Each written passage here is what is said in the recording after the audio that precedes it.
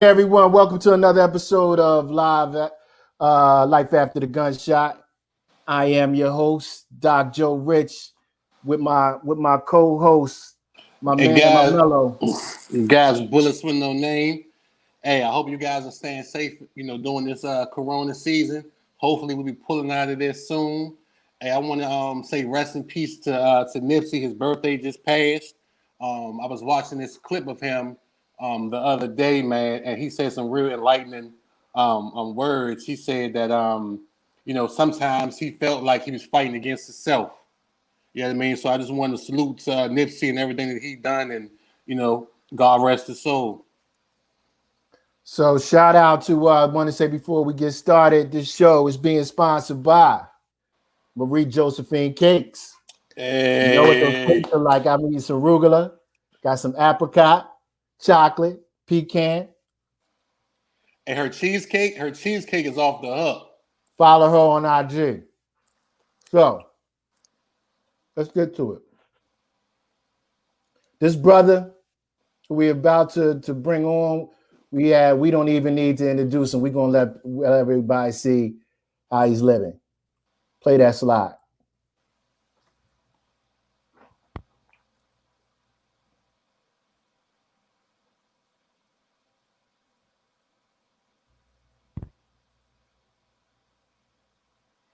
Well, shit, we might have to introduce him. We might have to.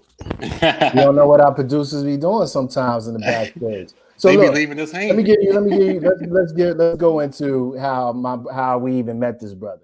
So first of all, Life After the Gunshot, when it first started, and we had completed the post production. And we were just having this conversation about 2 or 3 weeks ago. He had connected us with Jerry Vines, who I don't know a lot of people in DC know who Jerry Vines is, but Jerry Vines is a brother, powerful brother that's responsible for a lot of films that have been on BET, and it is a magnet in the film industry. All right, we're gonna get to that. Hold that off, but he put us up on this brother, and we connected with him over our project that we create, Life After the Gunshot. And then last week, or maybe 2 or 3 weeks ago, and shout out to Rollo. We had the Ride for Peace in DC, and he was out there with us. And I said to him then, I was like, bro, you gotta come on the podcast, man, because we definitely need to hear your voice. People need to hear what you're doing. DC needs to hear you. The DMV needs to hear you, and the whole nation needs to hear, your story. And so this is amazing, brother. I think we got the clip all queued up. And the crazy thing is that before you even said to bring him on, I was already on it. Yeah, I you already was. then reached out You to it. You know what was, I you mean? was. We had Great already, minds think alike. yeah. So this is a brother we've been wanting to bring on, so it's only right that we brought him on at this point in time. So let's cue up the clip.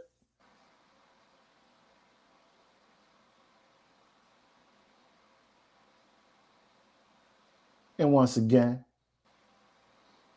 The video playing with no sound.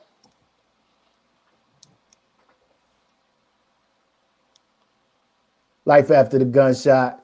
This is our man, Charles King, aka Boobie 617 at the Lincoln Heights Recreation Center, and everybody in DC knows what where Lincoln Heights Projects is. So he's out there giving out book bags to the kids. And just to give you a little bit of backdrop on him, Charles King is the founder of H.O.W.L, helping others with life, and he's also a counselor at the Department of Youth Rehabilitation Services for DC. And without any further ado, we see what he does. We see his level of work. He's gonna tell y'all that when he comes on. Let's bring on my man, Charles King, aka Boobie 617. Hey, how y'all doing? Welcome, brother. What's up, man? How you feeling, bro?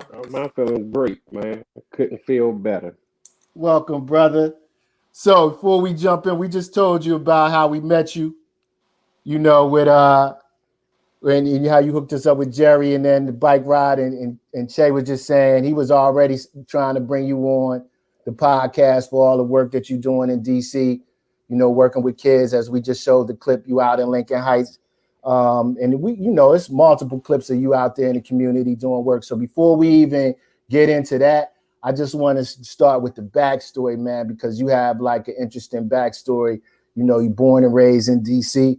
So let the people know a little bit about, you know, what it was like growing up in DC as you came up in DC and how you got to the place where you are right now. Well, you know, I was born and raised in Washington, D.C. I was born in Columbia Hospital for Women. You know, I was raised in Northwest, and you know, back in the days when we was growing up, you know, it was a lot different than it is now. I mean, it's bad now to some people's standards, you know, and I don't downplay that at all with anyone. You feel what I'm saying? Because you know, crime is crime, a loss is a loss, a victim is a victim, whatever it may be, you know. But it was a lot different. You know, it was more community, but you know, once the crack epidemic hit, everything just kind of like scattered, right? And the city just went crazy, right? That's why we was the nation's. That's why we was the murder capital, just because of Mm-hmm. you know the crack epidemic. So if you know about the crack epidemic in any form or fashion, I don't care what part of the United States you were from, right? That's the era that I grew up in Washington D.C., right? When I was growing up, it was probably averaging between Prince George's County and DC, maybe about 600, 700 murders a year, Yeah, right? So exactly. that's the era that I grew up in. And, you know, I just had the opportunity to grow up in a city that was considered chocolate city. So I seen Mm. people that look like me my whole life. Uh, I've lost a lot of people that I know. I've lost friends and, you know, family members throughout my life growing up just because of the violence that was going on in the city, you know. And I've been the person that's been on both ends of the gun, you know. So I just, you know, went to prison in 2003 and I was released to the halfway house in 2015. And since my return back to the community, you know, I've been very active in just trying to keep people from going through what I had to go through, whether it's prison, being on either side of the gun, or, you know, just showing them that it's an opportunity for us to make it by me being an example. That's interesting because, you know, Che and I talk, like in our work, we talk about this all the time, and working in the, you know, hospital violence intervention program that we started. And a lot of times I think what people tend to ignore, at least in the hospital violence intervention program world, is that guys come into the trauma unit that might be hit, but we never really show the opposite side of what that looks like too. And so being on both sides of the gun, what is it like being on the side of the gun? Because I'm, you know, the people that you work with out there in the streets of DC have been on both sides too. What is it like being on one side of the gun at one point in your life and on the other side of the gun at another point?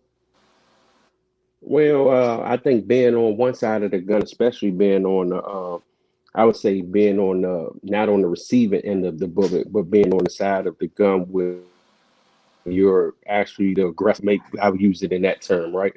Um, you know, everything has a reason. You know, no wakes up pretty much and goes out and say, I'm just going to hurt somebody today. Like that's psychopathic, right? I mean, I think it's more being on one side of the gun is ignorance, but you know, your ignorance leads to what you believe is self-preservation, but those things can be negated in other forms of fashion, right?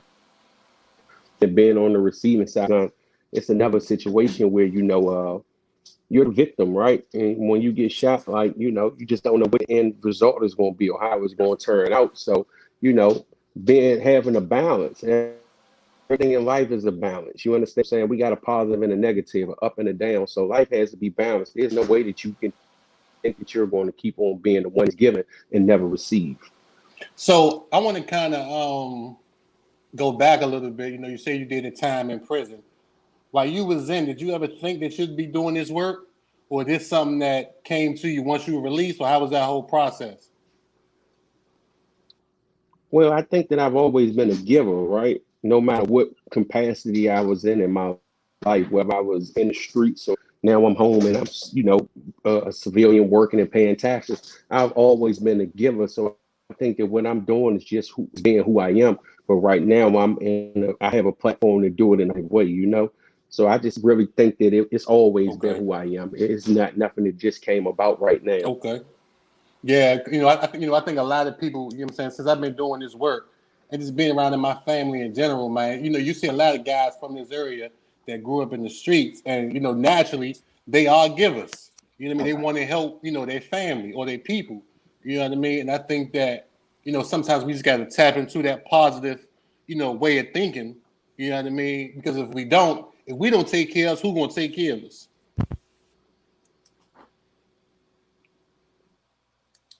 Yeah, I could understand that and agree with that, right? Just like the brother just come on y'all post, V. That's one of my childhood friends. I don't have a lot of childhood friends still around, right? So he's one of my childhood friends, and like it's people that can attest to the things that I say. Everything I say can be verified, right?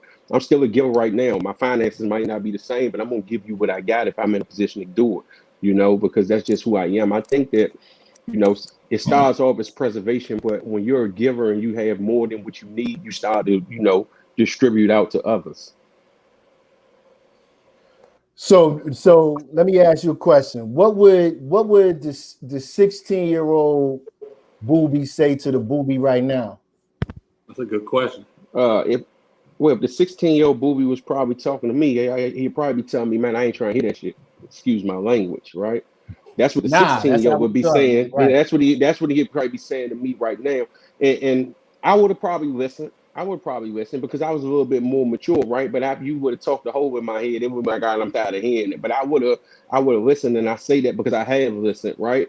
I might didn't water that seed when you gave it to me, but it eventually was watered later on, and it blossomed. That's how you see the person that you see in front of you today. The other thing is, and I want to get your take on this because sometimes, we had this discussion a lot of times in the violence intervention prevention world and the work that you do. Like, sometimes guys might think because they've been in the street, right, and they might have done things in the street that everybody could be in the community and do like violence intervention prevention work. Like, what's your take on that? Because sometimes it could be a guy that thinks he might be capable of doing that work just because he might have that background, but he might not really he might not really have the skill set to be out there doing that kind of work. Do you think the work is built for everybody to be out there, or some people to be out there that might have the temperament to actually engage in that kind of work? I'm glad you asked that question because that's a very good question, right? I believe that it's not for everybody. You understand what I'm saying? It's not for everybody, right? Because some people haven't matured to the point where they can deal with some of the things they might encounter. Some of us are traumatized from our own past events, right? Mhm. So those can be triggers when you out there. How do you deal with somebody telling you, man, fuck you or woo woo? Because you got some dudes who not gonna tolerate disrespect. I got friends amongst me who I know will tell me that's not for me, but that's for you. And they support what I do. If I call them and ask them to, help me with something or participate in something, they're 100% hands on deck, but it's not something that they're going to do. Just because, and to further into your question, I don't think that everybody who's been to prison has the credibility to do the work. Just because you've been to prison doesn't make you official, right? You just Right. got caught. Let's get that understood. You just got caught. Just because you got caught don't make you official. So, Yeah, I I think came that's in. another thing that's misconstrued also, in doing this work, that a lot of people equate because you did some time that you are official, right? Listen, I ain't heard nobody come out of prison yet and say I was a sucker. You understand what I'm saying? I haven't Right. heard that yet. But some of these Right. guys were per se, not able to hold their own in that environment, right? So Right. let's really talk facts. You feel what I'm saying? So how do you transfer that to a youth or to a person you trying to talk to, especially if they know your background for real? Because you can fool the man with the business suit on that's going to hire you in that office, but you can't fool the streets. Right. Right. And that's exactly what I'm trying to say, because it's a lot of talk about credible messengers and who's credible, and I think people automatically that don't know about that, what really goes on the ground, will just assume just on paper that, okay, this person been incarcerated, that they've been hit before, right? That they should be out there actually doing the work. And then going back to your other point regarding trauma, like a lot of times we at least this is my opinion, we're allowing people to go into the communities that are still traumatized, right, to do the work, but they haven't really dealt with their own trauma. And so when they out there actually working with people that are traumatized, in a sense, they kind of like they may be passing off their trauma to other people that they haven't even addressed yet. And I most definitely agree with that. You know, I most definitely agree with that because even though I do the work that I do for a living, I do a lot of work that doesn't even pertain to my job, you know, or don't pertain to my nonprofit. I do it just because I care. You understand what I'm saying? So like I care because of the fact that, man, listen, I know what pain feel like. I know what loss feel like. I know that you can't bring a person back. I know that me hurting you isn't going to negate and make my feelings go away. I just spreaded my pain. You understand what I'm saying? So a lot of people think that, oh, if I go around and do something to such and such, then you know what it's going to do is going to make me feel better. Nah, you still going to miss your homie or you still going to miss your family member, right? Because they not coming back. What do you think about in terms of like, people trying to take ownership of, I mean, it's everybody's problem, but people like taking ownership like they got more of a claim to, all right, I started this violence intervention work. I should be the person that's recognized for it, or this person over here is taking credit for it. And at the end of the day, it almost we become almost as territorial as the people we trying to work with, and we on the opposite side of trying to provide the intervention and prevention work, but we almost become as territorial as the people that we working with to try to diffuse it. Well, man, violence intervention work been going on since the beginning of time. History shows Mm-hmm. that. You understand what I'm saying? Wars have been fought, and someone came in and mediated. That's what a violence intervention interventor is, right? The person, your job is to try to mediate the situation solution. It's not going to stop. I don't care what title you put on. I think that some people want to be recognized because there's funding involved, because there's money involved. Let's get to Right. the point. Let's talk Let's be facts, real right? about We're talking that. about economics here, and Yep. economics drive everything, right? So if somebody heard that Doc got a $500,000 contract, when you time for you to renew it, they trying to get it too because they heard, right? Because they trying to spend that money. They want that income. There's no problem with it. So in order to try to get the contract, some people try to discredit others. I believe that if you're doing the work, it'll be facing evidence shown. And, some things can't be logged. Let's put it like that. Some things can't be logged into a computer, right? We're dealing with different elements in the urban community that doesn't go by rules and regulations of say a government board. So it's kind of hard to really balance and understand the work that someone is doing when some deals that you're making in these neighborhoods are backroom deals between men, and it's Right. understood that, man, this don't leave from right here, right? So Right. of course you could say that this person ain't doing that, but we really never get the facts on it. Why? Because some things will be like that. I've handled them like that myself. So, and it wasn't for a job or a contract. I handled them just out of pure concern for my community and caring about the brothers that was involved. So let's just go to how you even go into a situation and diffuse it. First, I want to start with, what do you think are like the top 3 to 5 reasons why there's even beef in the street right now? I mean, we've seen situations. I mean, we know right now DC is higher in homicides than it was a year ago. We know we can talk about, the shooting that happened with the 20 people. We can get into all of that. But why do you think like this year as opposed to last year, why there's more violence that's happening in DC right now?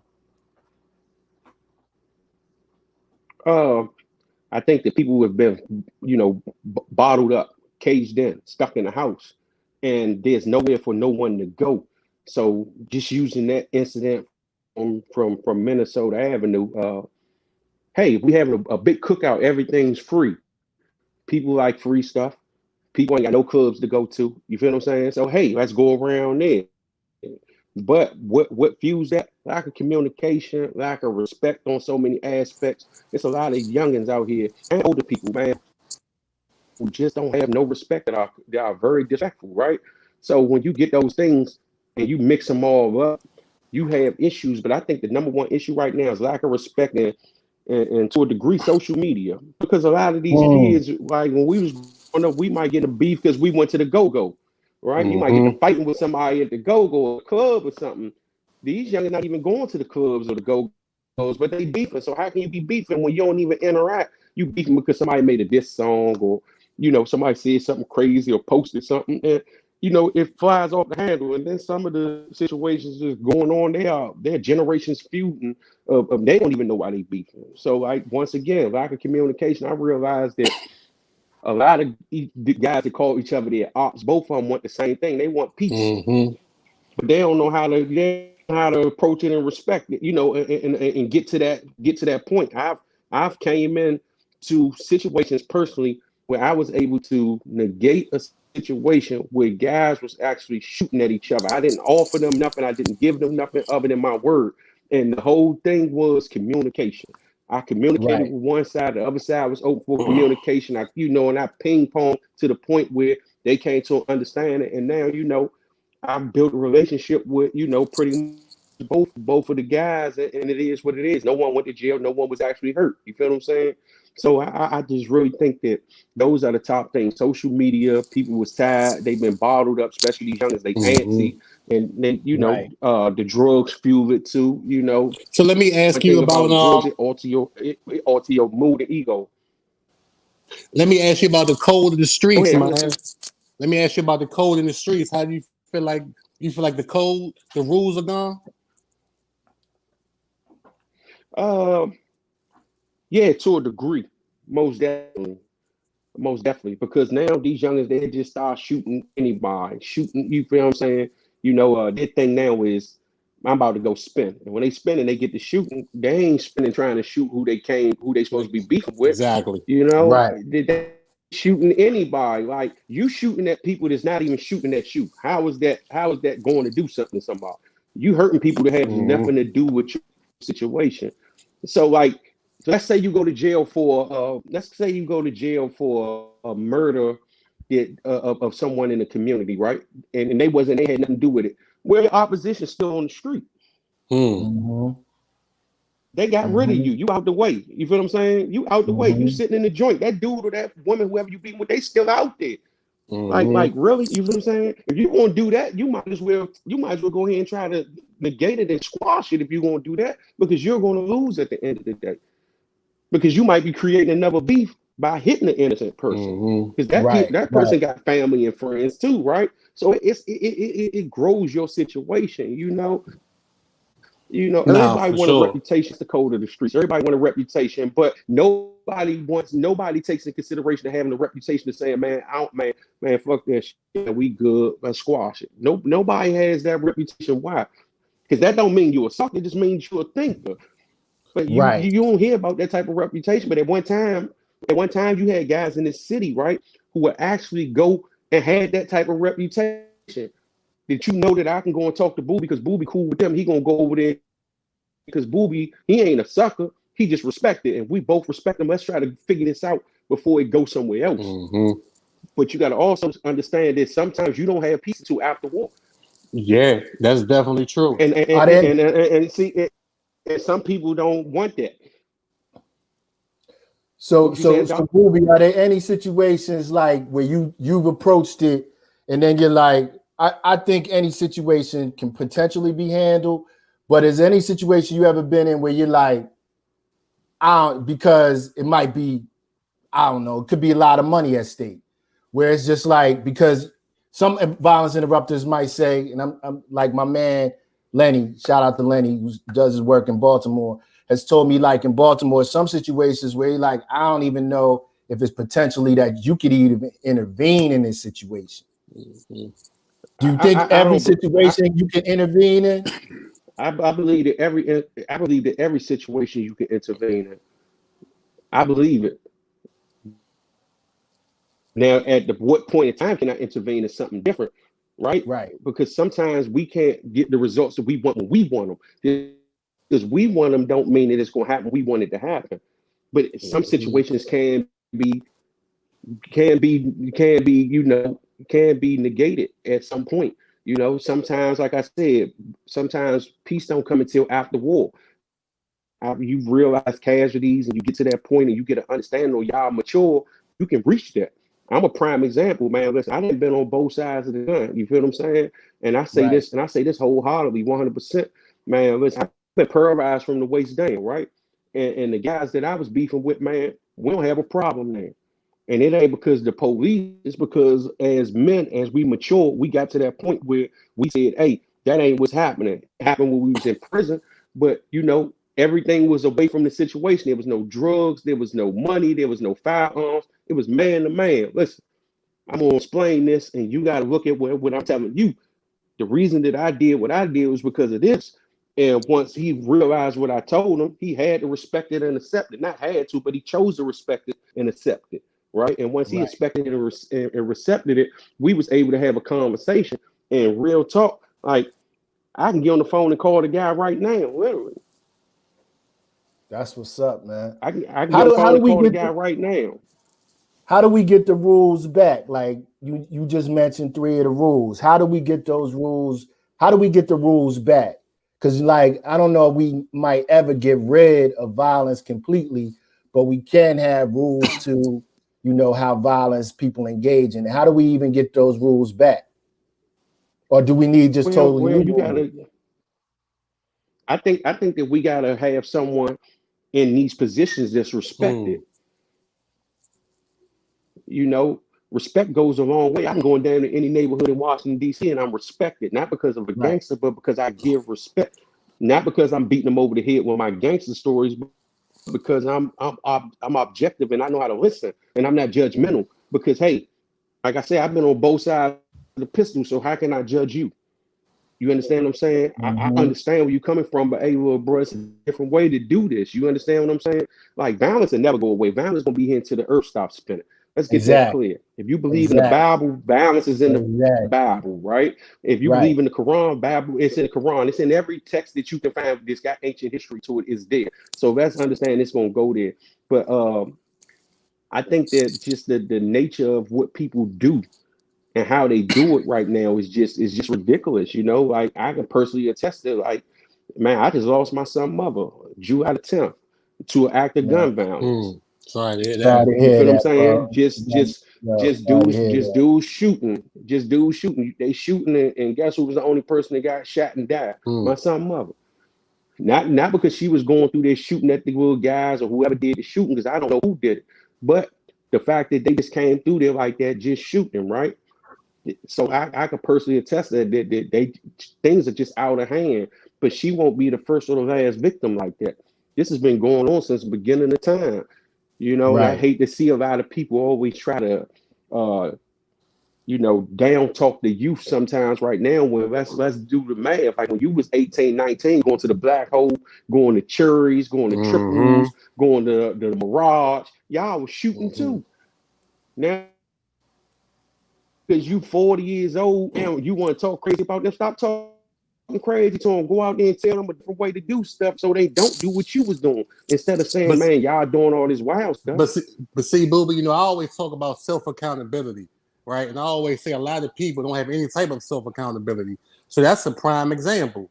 You know what I mean? We point the finger, we say, this is this fault, this is his fault, or whatever the case might be. But we never look in the mirror at ourselves. You know what I mean? A lot of people wake up every morning and do not look in the mirror, right? They brush their teeth, they wash their face, and they out of there. They never take time to look in the mirror. And I wonder why that is, because they scared, right?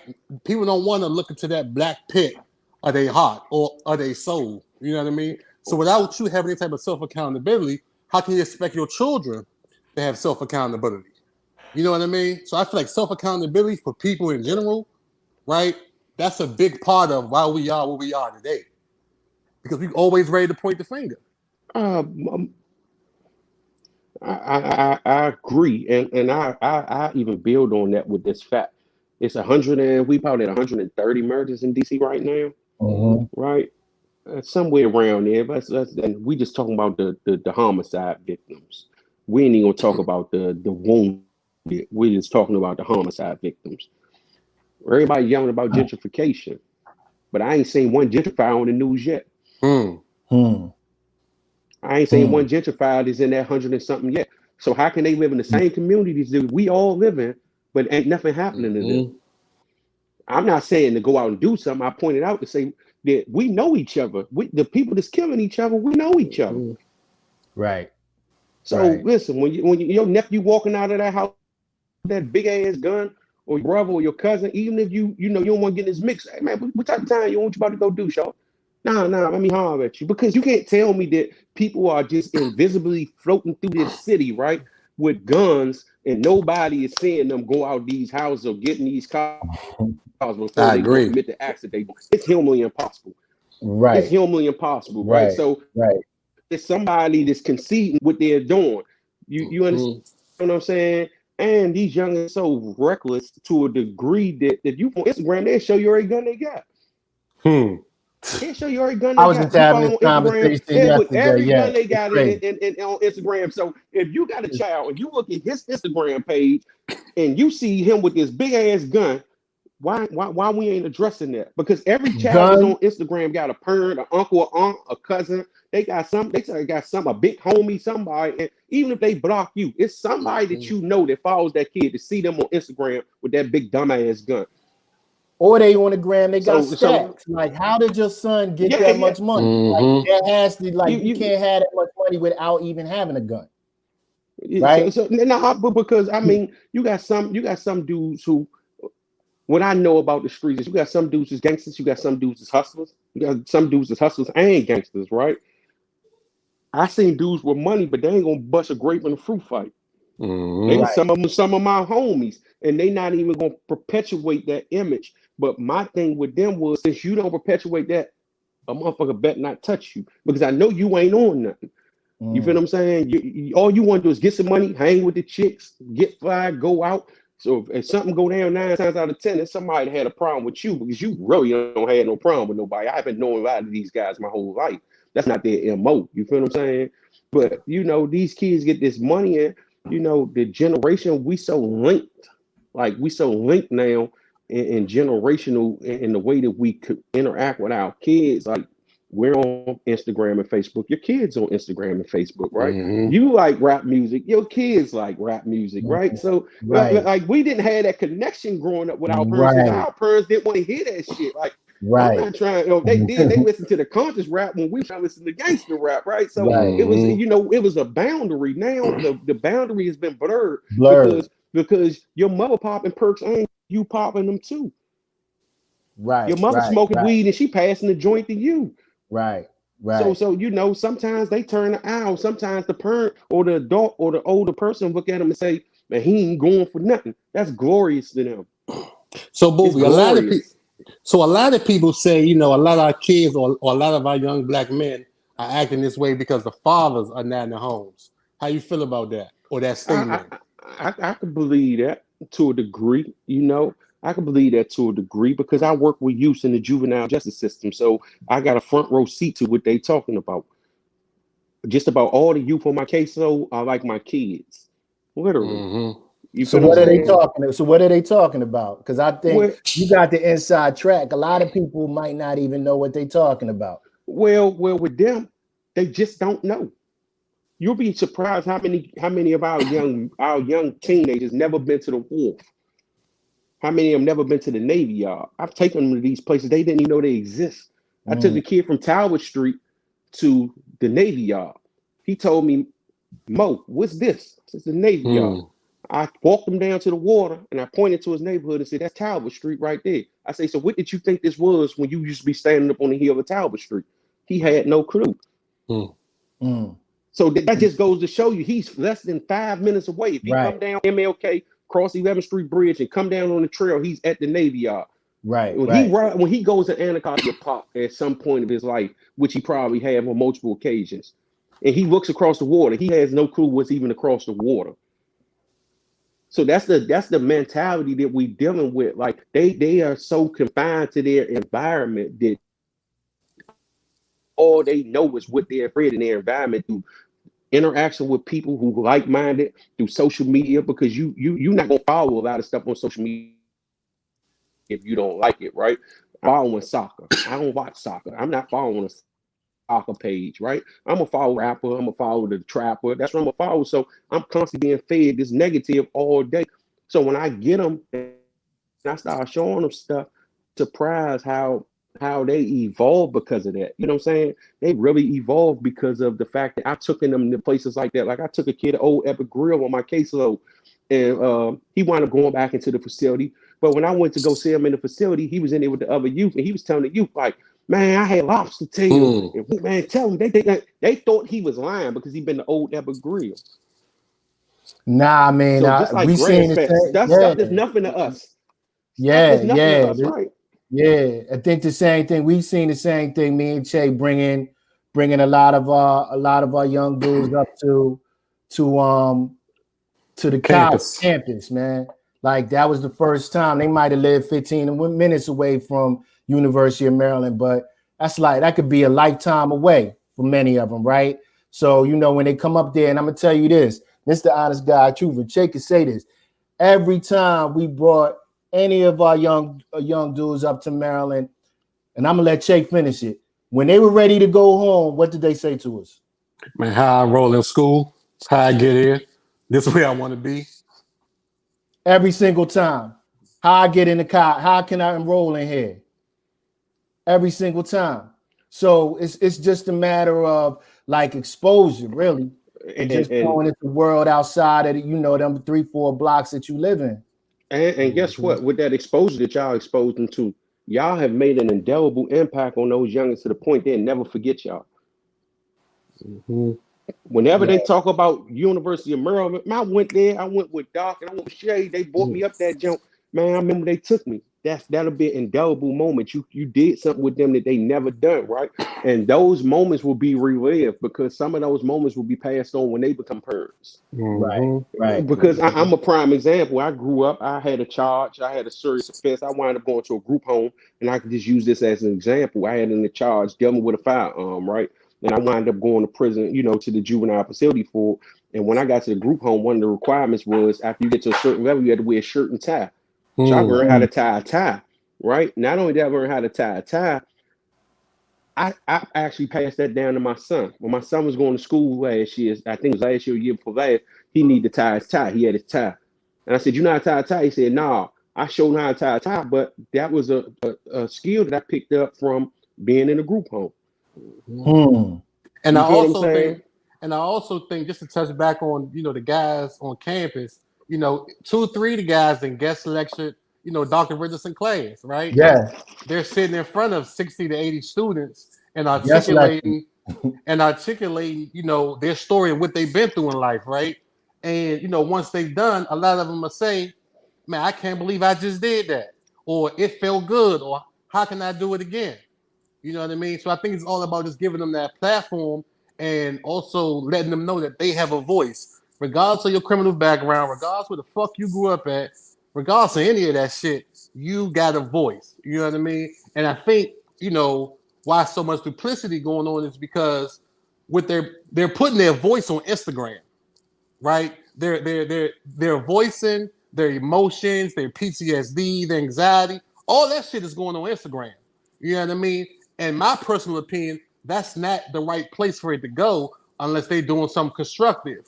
You understand what I'm saying? So how can we get more guys to come up on campus and lecture these classes or go to these high schools and lecture the kids at the high schools? You know what I mean?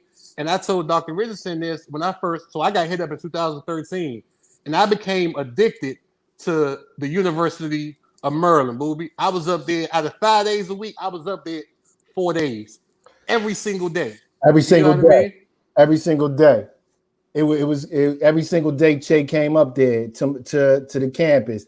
And I remember him telling me, he was like, when we were going to start the program at the hospital, he was like, "Doc, I think you should start the program on campus."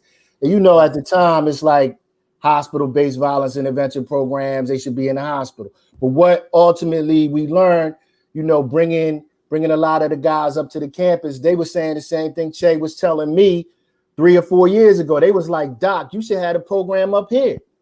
Mm-hmm. They telling me that. And I think that's the thing too, is like we try to impose on people what we think they want instead of listening to what they want and, Mm-hmm. and targeting the resources around what they want instead of taking that mindset like we know better because we have some acronyms behind our name. We tend to be more educated. We in another social class. Like we think that we have the answers. That's wrong, totally off base and wrong.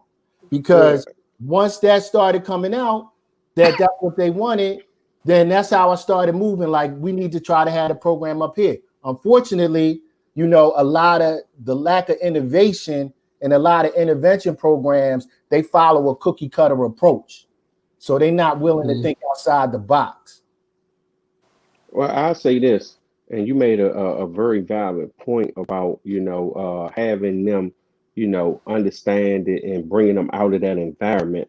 But one thing I could also speak on when dealing with the youth, and I hope that everybody just tuned in or whoever listened to this podcast, in the future, really understand is to listen to them, not just listen to them, respect their opinion. Don't Exactly. get disrespectful because their vision isn't yours. Not just that, we can't keep lying to these youngins.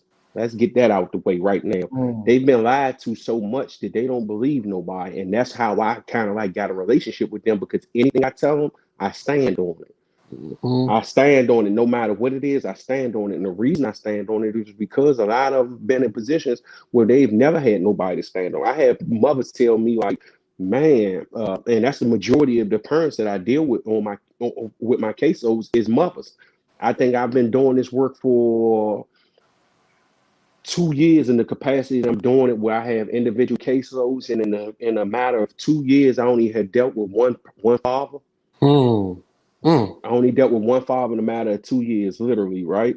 So I've had a mother actually tell me, like, man, I greatly appreciate you. You the best thing that ever happened for my son, because you're the first man that he was ever able to depend on that stood on his word. So we got to also go back to that too. We can't just tell these youngins anything, because when we want to put it off because something else came up that's more joyful for us, Yeah. Yeah. then you don't know how you scar that youngin, not just for yourself, but for those who come behind you.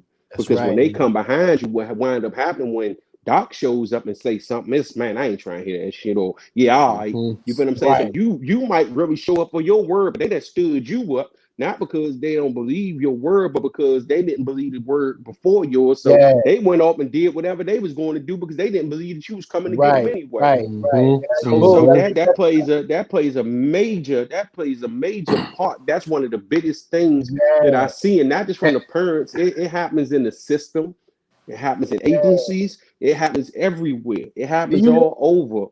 You know why that's so important that you said? I'm so glad you said that, because the person that happens to, they check out.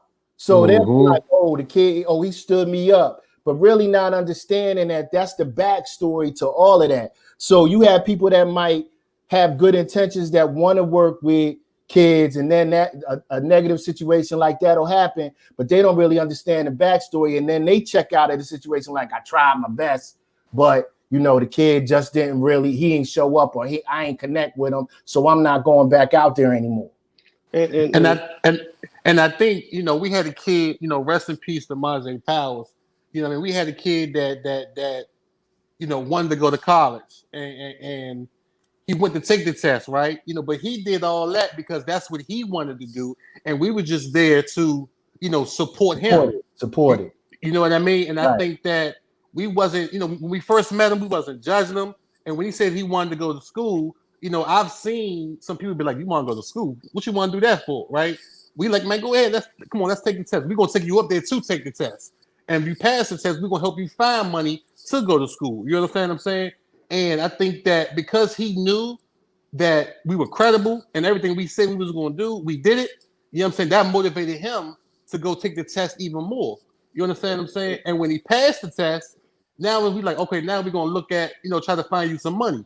I remember him telling me, man, I don't know how I'm going to pay for this shit. And I said, look, man, don't worry about that right now. You know what I'm saying? Me, Doc, and the whole team, we're going to find a way for you to get there. But then 6 months later, he did. yeah. You get what And I'm saying? that's so sad and unfortunate, right? But with y'all established with that youth, and not just with that youth, with other adults, is credibility. So when y'all pull up and say something, they'll believe it, because believe me, everybody's a mouthpiece for you, whether it's good or bad. Mm-hmm. Mm. That's why your reputation precedes you, because you're spread by Mm-hmm. word of mouth. You know, Mm-hmm. we don't mail resumes to neighborhoods.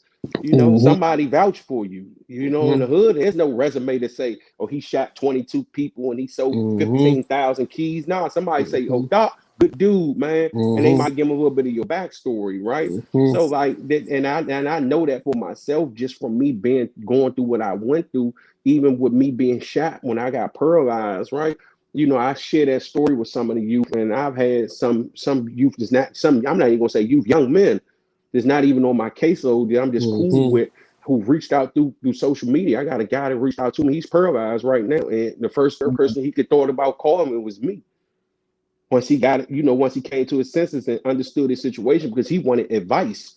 He wanted me to tell him, hey, you need, you know, this is going to happen, and this is going to happen. You know, I'm not telling you you're going to be able to walk again like me. I'll never say you that dream, but what I'm telling you is just keep going and keep pushing, because if you give up, then there's no opportunity for get back. But if you keep pushing, who knows what can happen? I was just blessed and lucky to be able to get back on my feet after being shot in my spine. So, you know, like that's motivation for him. So this the last. I mean, let's check out another question because we're gonna get into and we're gonna shift gears into another part of the show in a minute, which I think you might find interesting. So last question I want to ask before we transition into that. So do you think it really comes down to money? Because a lot of things that we're saying you don't necessarily need money for, but you do need money to support people that want to get engaged in the work. So when you hear people talk about defund the police or taking $15 million out of the DC budget, you know, to fund programs, you know, what's your feelings about that? I believe that money most definitely plays a part, because when we say we want to do something, we need to have the funding to do it. Mm-hmm. You know, but in order to go out and do the intervention work or to be active in the community, you don't need a dollar. You can do that for free. It don't cost nothing to go out here and try to talk to somebody, especially somebody that you already know and you know that they in the midst of doing some crazy stuff. You know, that's free. That should be, you know, self preservation should be nature. You feel what I'm saying? As far as taking the money from the police department, hey man, if they choose to take it, if it go to the right places and it make a difference, I'm all for it. But if they think that they just gonna cold blooded 100% defund the police, like that's crazy. That's ludicrous, Mm-hmm. right? Man, it'd be anarchy, right? Every man for itself. Everybody, like I said, isn't built for that. So then you'll have predator and prey. So that's you know, some of the people that's yelling defund the police or we don't need the police will be some of the victims. You know, so Exactly. like, so the reality is, you, like I said, you got to have balance. As I said when I initially started, the police make balance, right? It keeps the taxpayer from having to go out here and try to be a Western. They try to go out here and be a gunslinger, right? If you Mm-hmm. pay taxes and you're not a street dude, my thing is call the police. That's what you pay taxes for. You Exactly. know, like listen, I'm 100% grew up in the street. Don't come off that porch with no pistol trying to talk crazy to me. I'm gonna bust your ass. Why? Mm-hmm. Because I don't know what you gonna do to me, Mm-hmm. right? So It let me ain't because I want to be a follow up on gangster. that question, Bowie. So if the average citizen, because I think a lot of people get it twisted what snitching is. So if I'm an average citizen paying taxes and I call the police because something is going on my step or on my block that's just not cool, am I a snitch? Nah, you ain't a snitch. That's what you're supposed to do.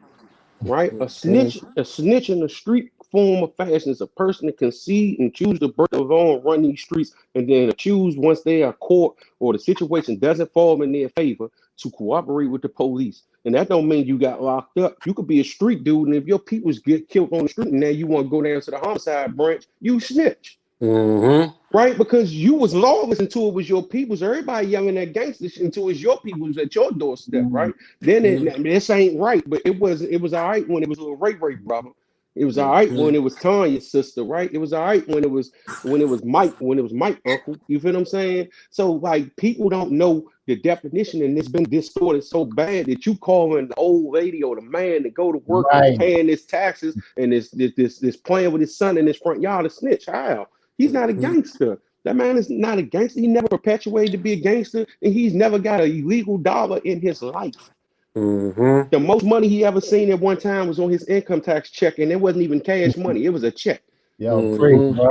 So Exactly. let's talk real facts. Like Fact. That's those are fact. facts. You feel what I'm saying? So Fact. like when I was breaking the law, I had an understanding that when I seen certain people walking through the block, we knew to get the fuck out of the way Mm-hmm. because we knew that she was going to call the police. We didn't do nothing to her, or we didn't do nothing to him. We just made sure that we respected him. If I was making a play and a person was walking through, hold up real quick, let them walk past. Because I know what it's going to entail. If I do something in front of them, they going in the house to call the police. They law-abiding citizens. You feel what I'm saying? You Mhm. got to allow them to be law-abiding citizens. They are the ones that's funding the police. You got guys out here that's in the street yelling defund the police. I understand. They might be in your way. As police, the more you can do what you want to do. But for the law-abiding citizens, man, listen, 911 is for you. Call 911. Don't come out the house like you John Wayne, because the way the new article gonna read is Thug kill civilian. Yep, Mm-hmm. Civilian kills Thug, right? That's the only way it's gonna play out. there it is. So we're going to transition a little bit, and this segment of the show is new. We call it Untitled. We're going to show you a clip, and then I want to get your feedback in like 2 minutes about what you think about it. All right. Okay.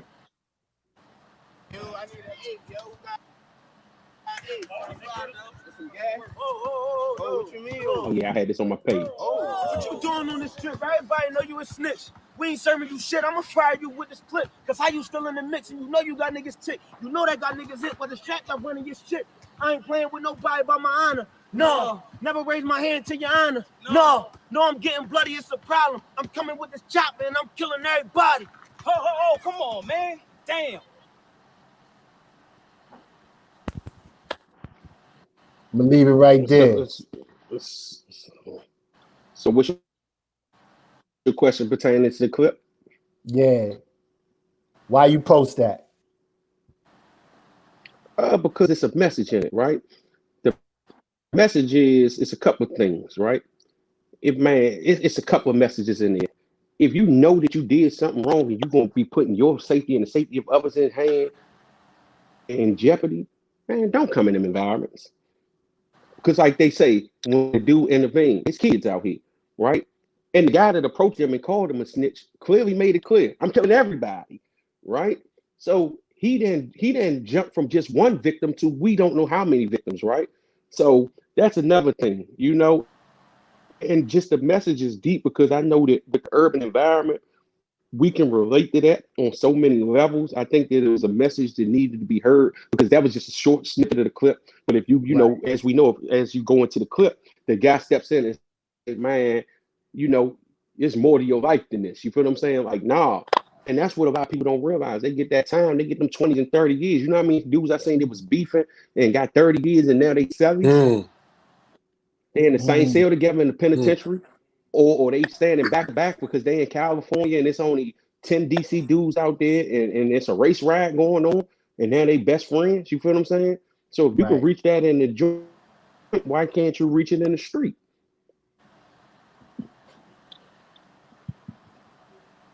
Next one.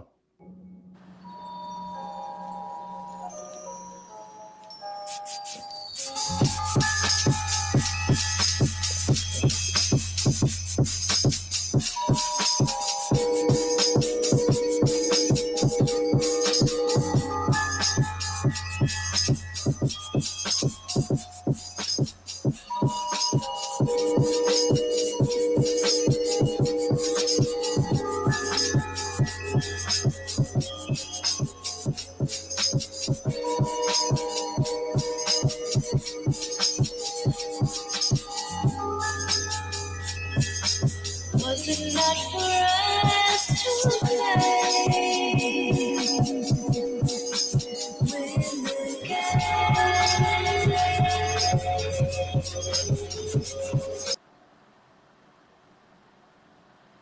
Play the rest of that.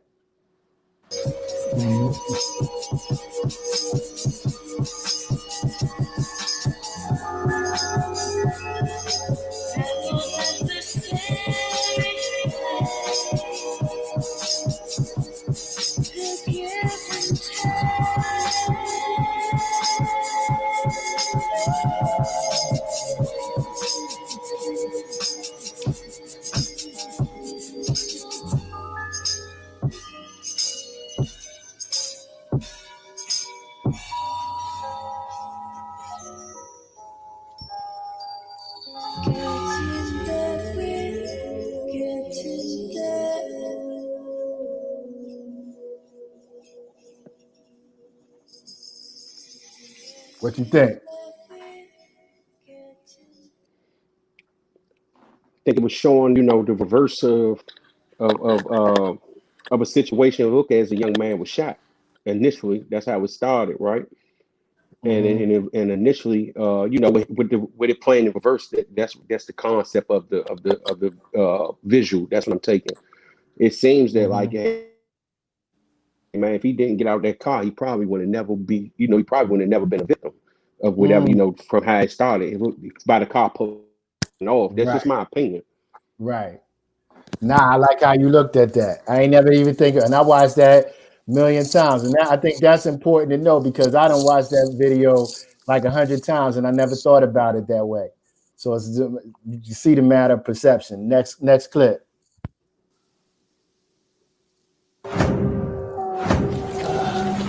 I love this.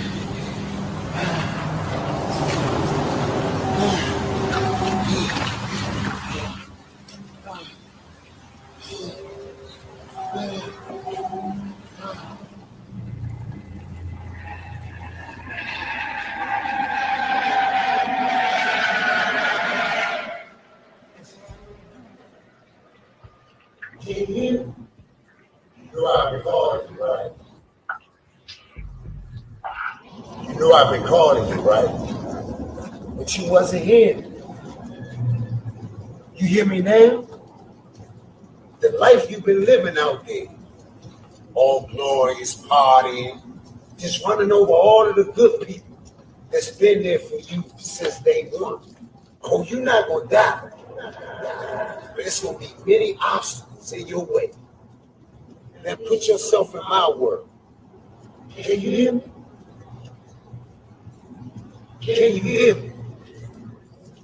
Reinvent yourself. Put yourself in another world. Your legs may not work the same, but your mind can be renewed and changed. This me talking to you, dog. He ain't finished with us. It's a time to change. It's all on you now.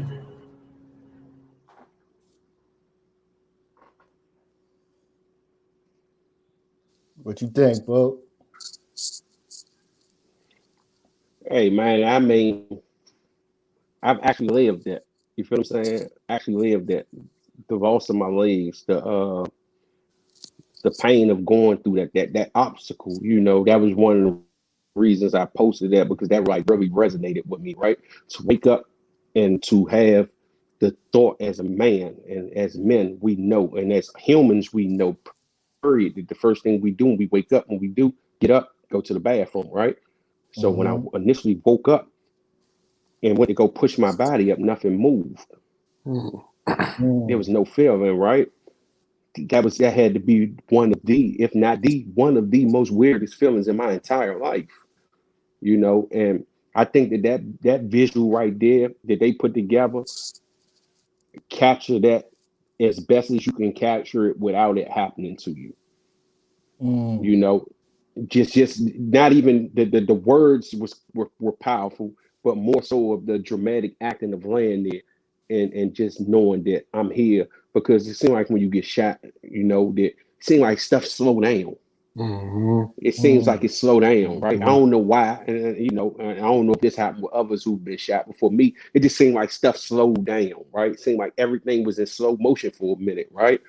Like even riding to the hospital, that felt like it was a all day event, but the hospital wasn't that far. But that's just how it felt. You feel what I'm saying? So I completely understand that. And that really resonates with me, just by me being shot, and having to entail and encounter that.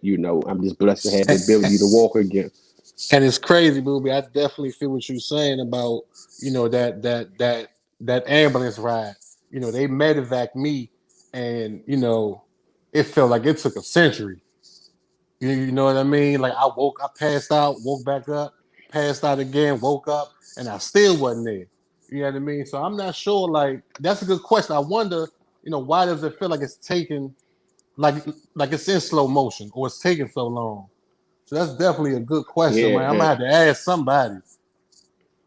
yeah. I never knew why, but that's how it felt to me. You feel what I'm saying? And like even after that, I went to surgery and, started, got back into a normal function of, getting in my wheelchair and stuff like that. Time never slowed down that slow again. It was just that That time. You particular feel what I'm moment. saying? It was Yeah. just when I got hit. It was just that particular moment, and I can even say, even in situations after that, because listen, I didn't stand down after that. I was back in the street running around, and I've been on both sides of the gun, and I've been on the side of the gun where I was, on the receiving, and I didn't get shot. But I've been in shootouts. Let's just be frank, right? And even in those shootouts, it didn't slow down. But It that seemed ride on the way fast. to that Like hospital. movies romanticize movies romanticize the shootout. In the movie, it's a 5-minute shootout. They shot 20 times, but it's 5 minutes. See, they edited, chopped, and screwed it.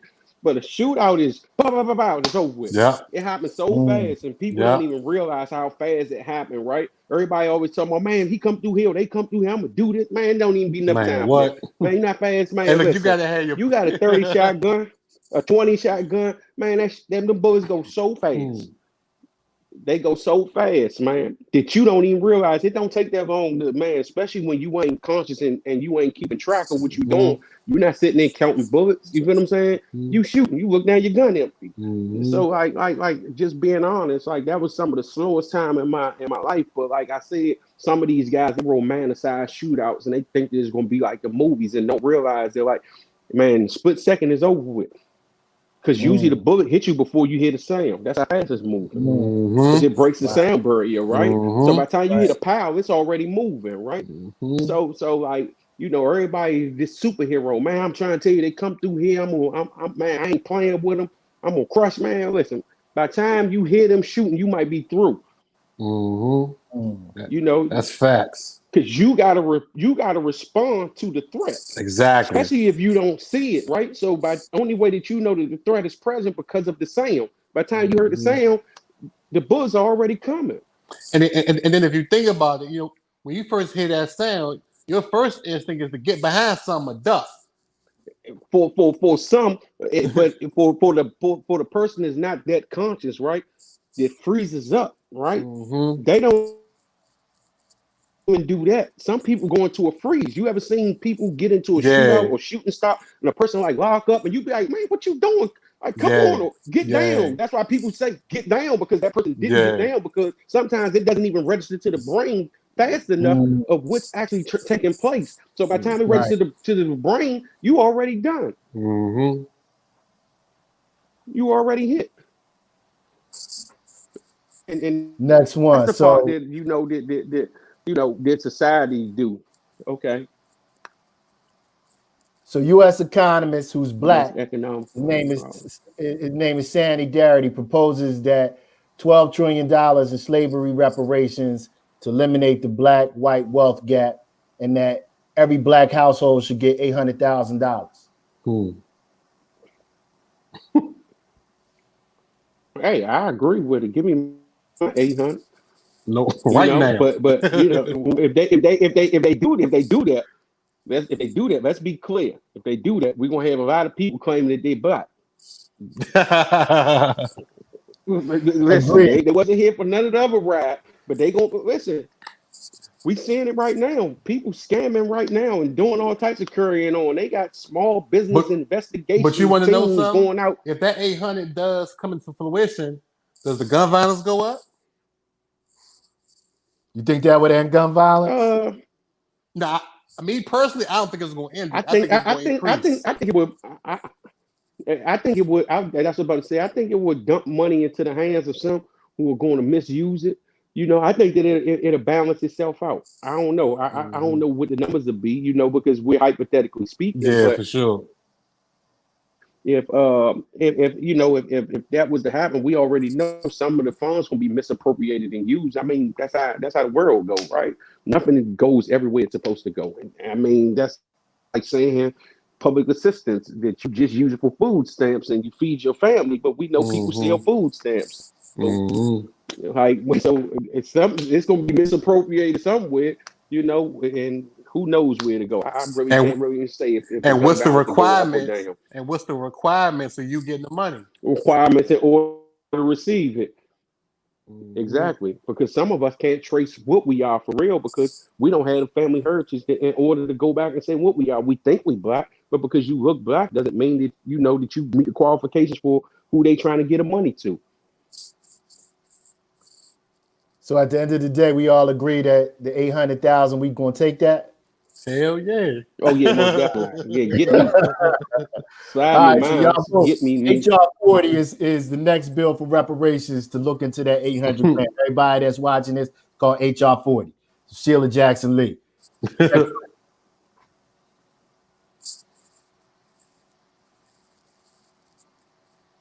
You know what, man? As a gangbanger, right? When you go on a mission, you might, when you looking for your so-called enemy, you driving through a different hood down the street. You know, it's an invisible line. You cross this street, now you in another hood, and you hunting. And when you looking, you gonna pass up the dude that's dressed square, right? You gonna pass up a dude from a different race.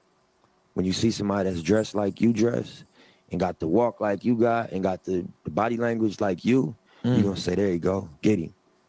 And that's deep. Whew. You know what I'm saying? When you really unpack that, That's crazy. you know what I'm saying? You looking for yourself just on the other side of town. And you're going to hop out and attack him and try to down him in a real way.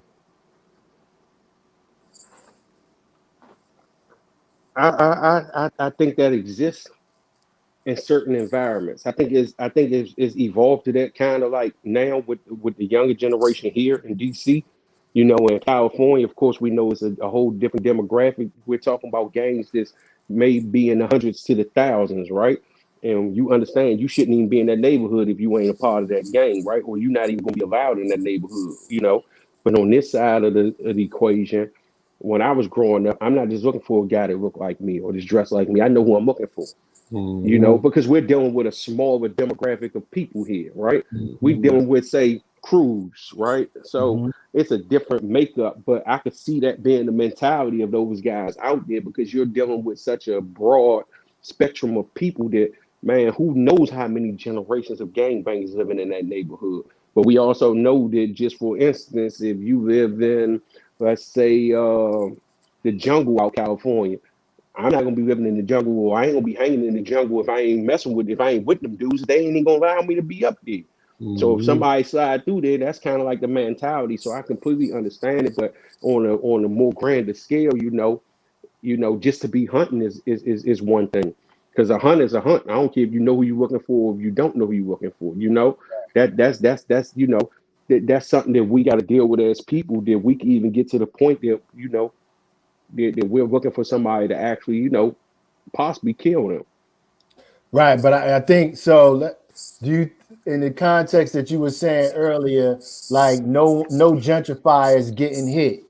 So do you think, even though it's on the West Coast, what he's talking about, if in terms of we're not looking for the gentrifier, we're looking for somebody that's a black man that's just like us. Well, I think they look for a black man who look just like us, but there's no way of possibly identifying a gentrifier from, just, let's say, a native if you're black, because we got a Right, lot of gentrifiers here in Washington D.C. that's African American. right. That's what people fail to realize. A lot of people in the community identify gentrifiers as, per se, the white on white quote person, quote, the white on white person, right? And it's not always true. I'm an avid runner, and I would be running with a running group around the city, and pretty much none of them are from Washington D.C., but they look just like us. You understand what I'm saying? So, like, hey, if they just so happen to probably moved in the wrong neighborhood with the mentality that he has, they can be a victim. You understand what I'm saying? That's why I say that I know that a lot of things that are going on here, we are perpetuating it against each other, because there's no coincidence that we're the only ones that's getting hit. You feel what I'm saying? So how can we put an end to that? The way we do that is by, man, we got to communicate and reach out. Stop being strangers to each other, because everybody knows somebody, and you find out either at the funeral or at the court. So do you think that, based on what you said, that there's a class division with black people? Most definitely. Most definitely. There's most definitely a class division. There's a class division with all people, not just black people, every race and ethnic group and religious texture, and however else you want to divide it has a class, right? You have, the people that got it. You got the people that's trying to get it, and you got the people who don't Mm-hmm. have it. You understand what I'm saying? So, Mm-hmm. like most definitely, everything is broken down in the class. There's no one class and nothing that we do. Even when you go to school, there's not just one class. You got Mm-hmm. ninth grade, 10th grade, 11th grade, 12th Mm-hmm. grade. They separate you by class based upon the knowledge that you have. So, class is broke down. It's class is always going to be around. Class has been around since the beginning of time when you talked about pharaohs and servants, right? Mm-hmm. And how, the pharaohs took everything into the temple with them when they was buried and they died. And there was nothing that they can do with it, but people looted and took it. So, the lower class went in there a lot of times took it. And that's how they probably, came up. So most definitely there's a class. There's always going to be that. Next slide. Come on. Man, suck his head to go to the body. Man, suck his head to go to the body, Maurice. Good. See if you been doing this sit up. Good. Move around, Maurice. Then go around. Go. Check his body. Check his body. See if you been doing this sit up. Come on. See if you been doing this sit up. Move around. When you see him leaning there, come on, fast. Good, Mike. Come on. Step up, Maurice. Maurice. Good. Make him work. Make him work. Uh-huh. Uh-huh. See if he like the body, Maurice. See if he like the body, Maurice. Come on. See if he like the body shot, Maurice. Yeah. Don't you move, Maurice. You don't know where you at. He's digging. He's digging. Yeah, 8 seconds. Come on, Maurice. See if he might check in, Maurice. See if he can check in. Come on. Oh, shit. Time.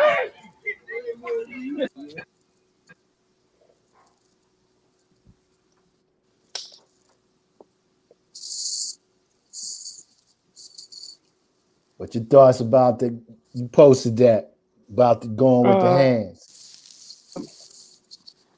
I love it. I love it for multiple reasons. I love it. It's my nephew out there boxing. Being able to see all the young kids out there for real becoming disciplined because that's what boxing is. It's a form of discipline, right? The understanding that there's an alternative solution to you know resolving things other than picking up a firearm. And it's exercise, it's recreation, and if you got the passion, hey, you can go far with it. You feel what I'm saying? If you're committed Mhm. to it, because every professional boxer started off probably at that same place. So seeing that really, really, I really love it, and I love the response that I got. I love that a lot of parents want to know, how can I get my kid involved, or I want to get my child signed up, or I want to do that. You feel what I'm saying? So I just really think that it's a most definitely a positive thing. I don't see nothing negative about it. I completely Mhm. love it. I think that it need to be more encouraged. You feel what I'm saying? Especially if you got a child, especially a little boy. We know little girls, women are boxing now too. But from the male perspective, I think that having our kids active in some form of something. Whether even if it's not boxing, if they like computers, let's try to teach them how to build something, build video games or become engineers and do apps or something, right?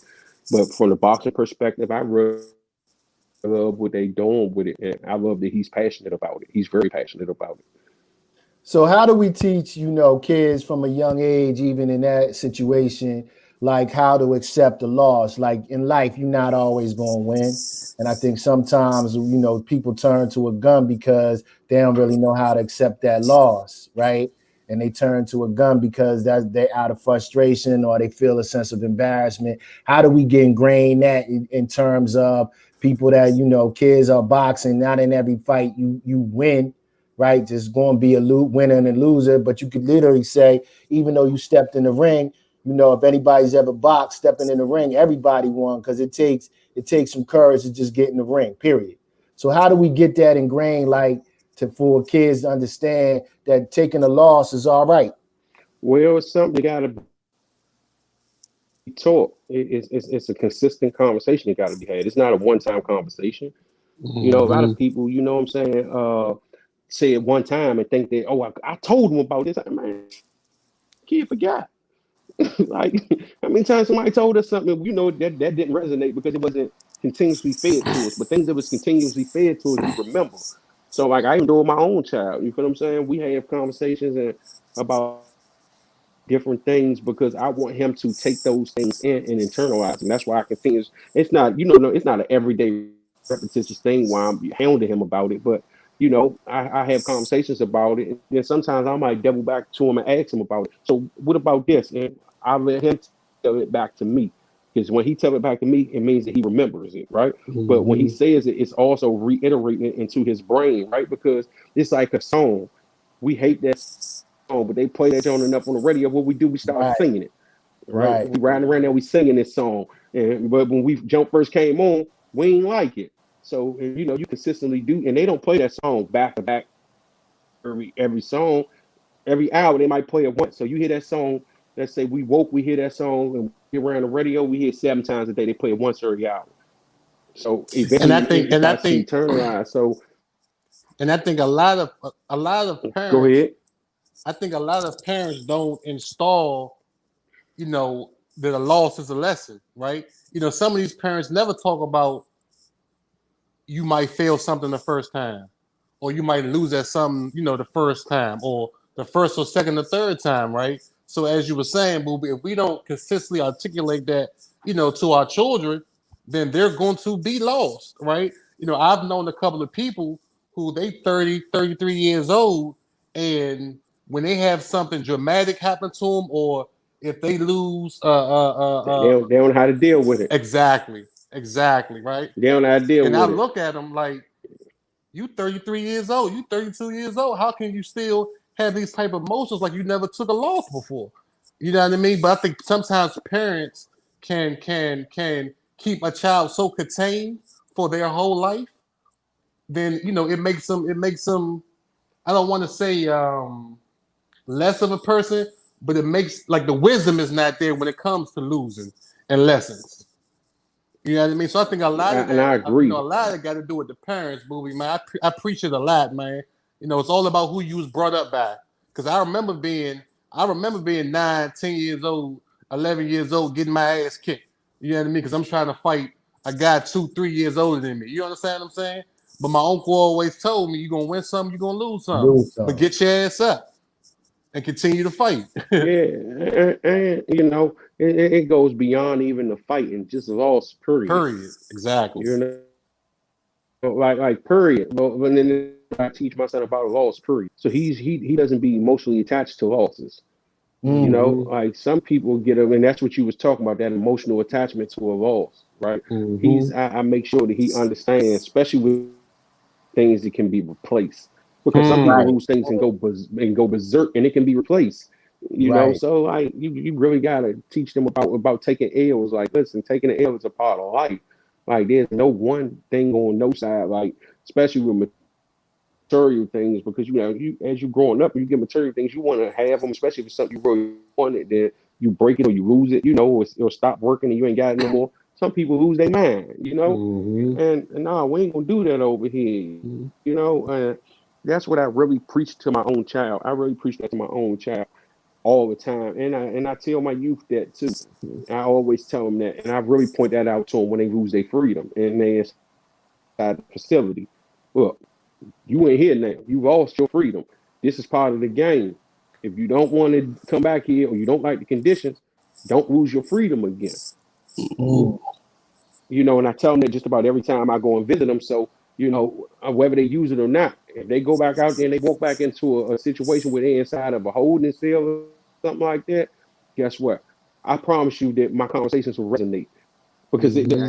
it happens. Whatever a person tell you or not, the stuff that people tell you, play all that in your head when you in the situation that they was talking about. Mm-hmm. next slide.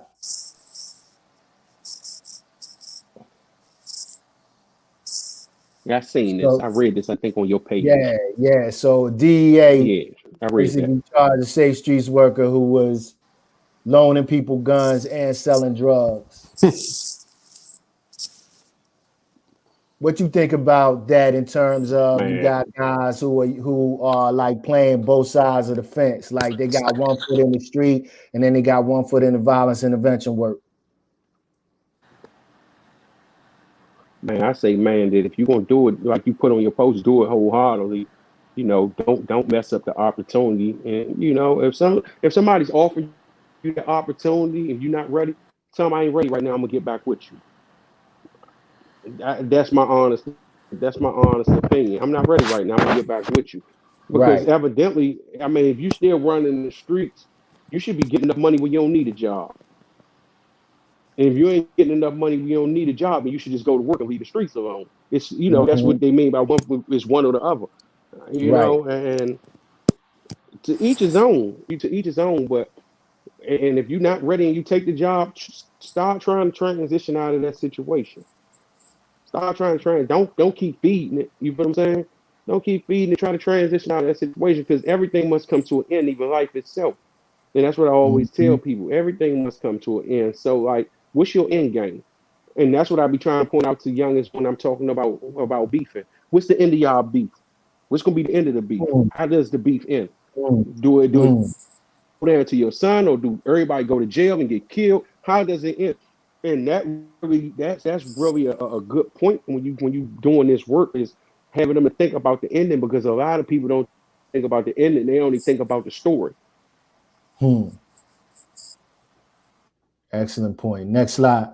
But you most definitely got to take it in. That's a It's business. niggas That's a business in our model right there. neighborhood every day that's fighting for change, but we don't give these niggas the light that they deserve or the shine that they deserve.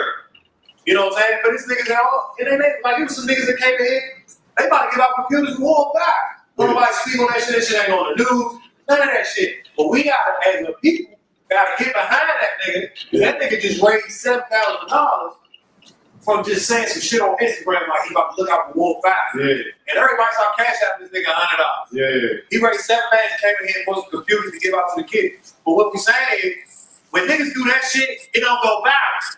But when a nigga go shoot his man in the parking lot, that shit go viral. Yeah, but we gotta stop supporting that wild shit and get behind that type of stuff.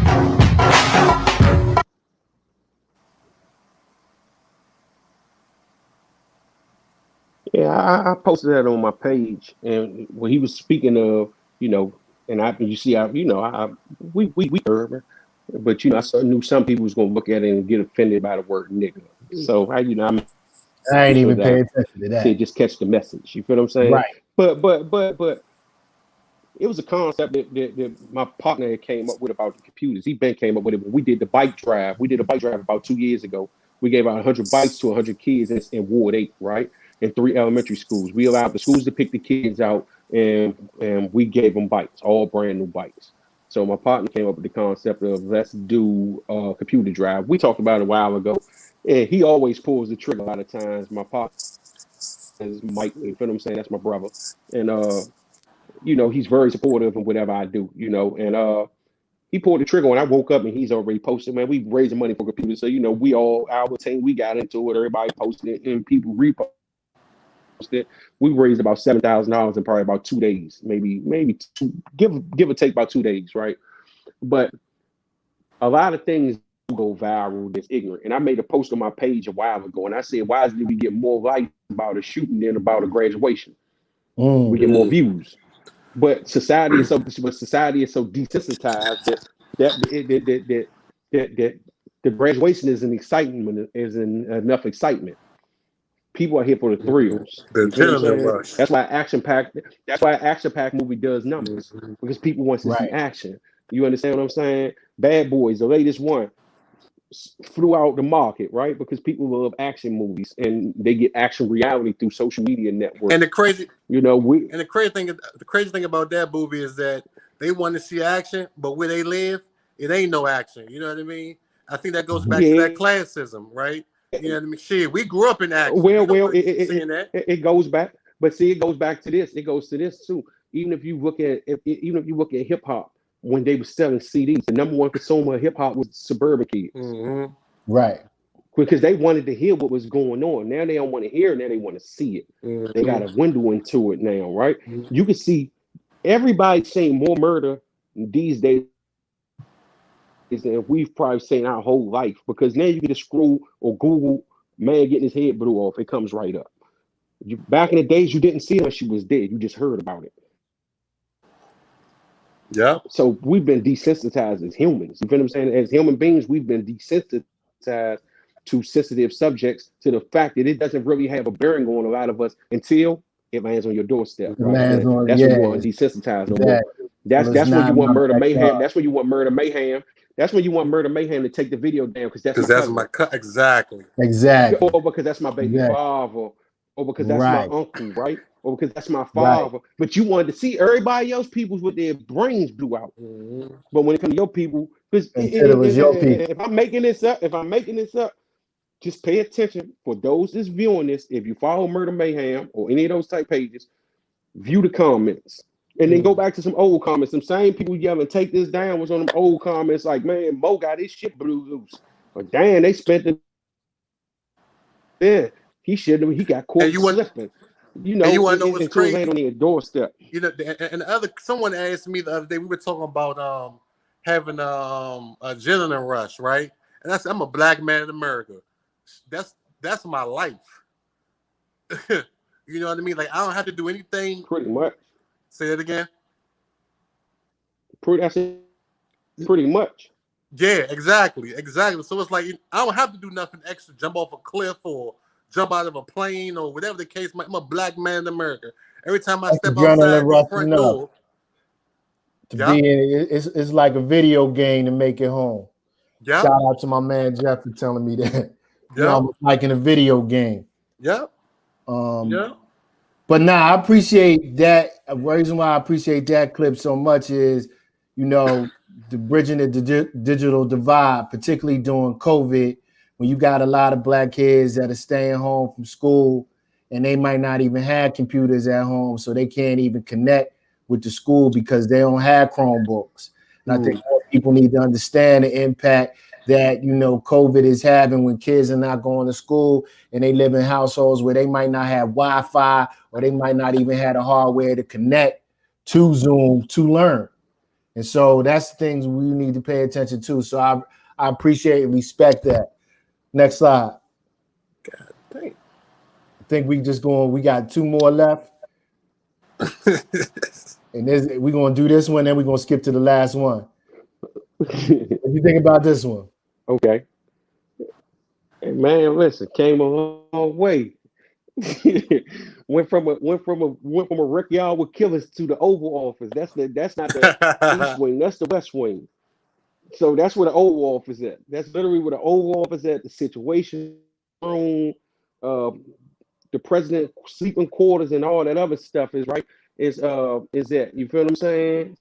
So it's literally all right there. I went from, you know, that's a hell of a jump. You know, you see it. You know, I went from walking the wreck yard with a gray sweatsuit to being there in the building with the highest, you know, with the highest person in the land, as they say. You feel what I'm saying? So, you know, it was you know, it was experience, man. It was an experience. It was a hell of experience, and I also was able to take my son with me. So it was an experience that many won't have because I had to kind of jump through some hoops to get that tour.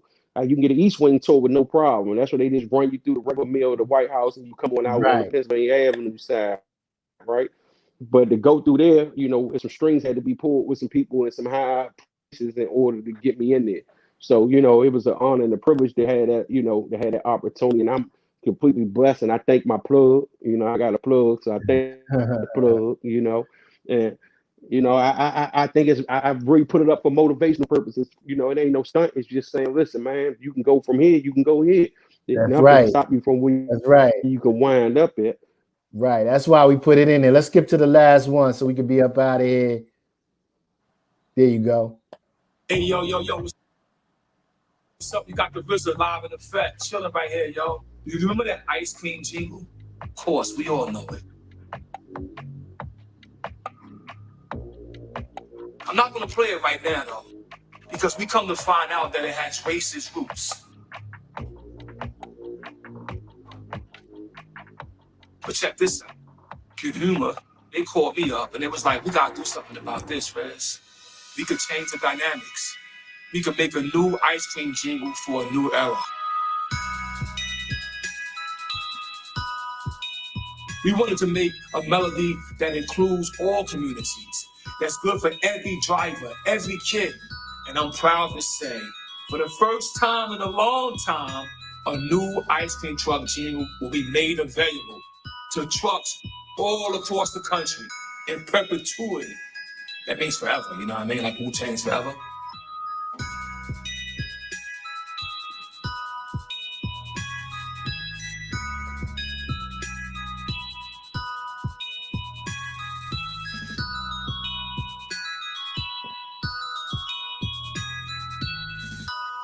And I can assure you that this one is made with love.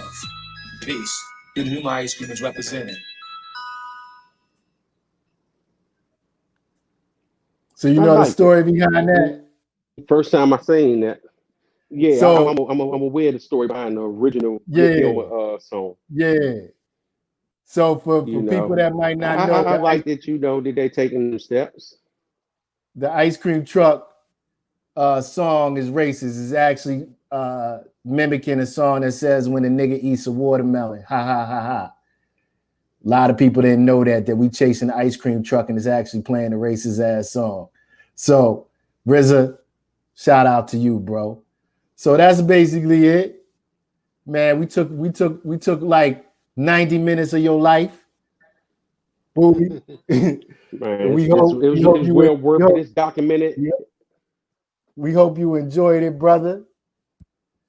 And I'm glad you came and sat down with us. I most definitely enjoyed it. I enjoyed it, and man, listen, you ain't take 90 minutes of my life. We shared 90 minutes of each other. You know, none of us will Nah, never get man, this time back, right? it was a But hell of a what it is documented.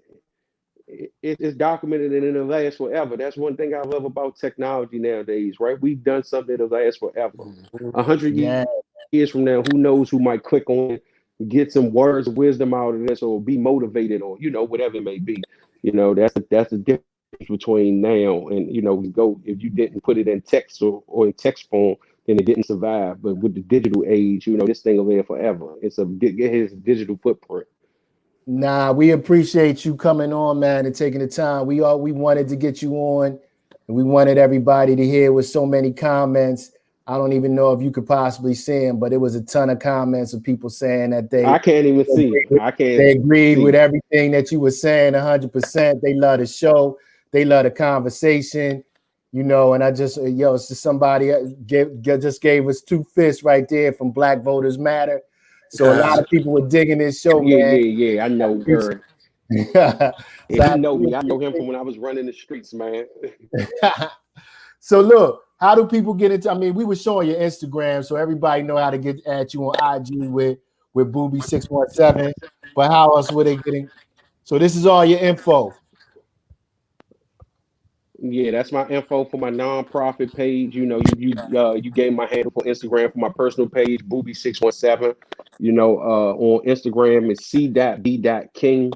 Man, I'm open. If you reach out to me on any platforms, if they contact y'all know how to contact me. If they can't remember, if they say, man, what about the guy that you was talking to, man? Listen, y'all know I just believe in, man, being a network, plugging people in. It ain't about what you gain. It's about, who you make sure is all right. I don't have no problem with hooking nobody up, nobody if I can help, or assisting in any form of fashion if I can help. I mean, I believe in my slogan is to try to leave the earth better than it was when I got here. That's my slogan in life. If I leave it worse than what it was, then I ain't do my part. We all here to be used, not abused. We appreciate you being a vessel, man, and all your contributions to humanity and all the things that you have done so far, man. And we just wish you and pray for you and wish you all the best, bro. We gonna keep having these conversations offline and continue to share our level of brotherhood, and hopefully we can just come to an understanding of peace in the streets, and that one less body is taken off the streets by the work that you do and that others do, man. And we just want to say we value you, we appreciate you, and we created this show to acknowledge all the people that are on the ground that do the work that you do, and you're inspiring everybody. So I just want to thank you for that. Check. Sure, for sure. Man, keep doing what you do, man. Big fan, bro. You know what I mean? I'm always checking you out on the gram, man. Always. So I'm honored to have you on the show, definitely bro. will, man. We I honored and appreciate humbled to y'all have you having on me, the man. show, And bro. I am like ended with this, man. Listen, man, you out here and you can squash a beef, or you can even plant the seed to squash a beef, or you could talk to somebody about, some of their actions, man. You can just never know how many lives you might save.